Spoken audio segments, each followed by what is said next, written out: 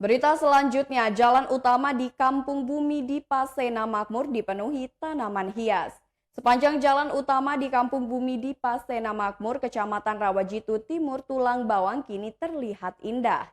Di lokasi itu pepohonan kecil seperti kembang kertas, nusa indah, mawar dan pucuk merah juga krokot warna-warni menghiasi sisi jalan utama kampung setempat.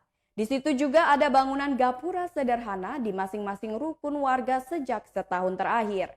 Ketua Program Pemberdayaan Keluarga Kampung Bumi di Pasena Makmur, Tri Rahayu menyampaikan, sejak awal tahun pihaknya mengadakan kegiatan tanam bunga sepanjang jalan utama.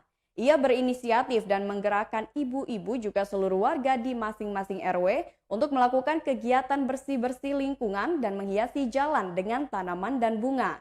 Tujuannya agar kebersihan lingkungan terjaga juga agar terciptanya suasana kampung yang indah dan nyaman.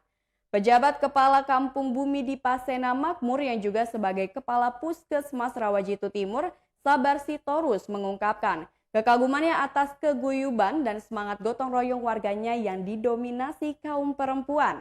Sitorus mengatakan bahwa ia tentunya bangga melihat warga yang kompak. Hampir 1 tahun sudah bergotong royong menanam, menghiasi, dan merawat tanaman-tanaman tersebut.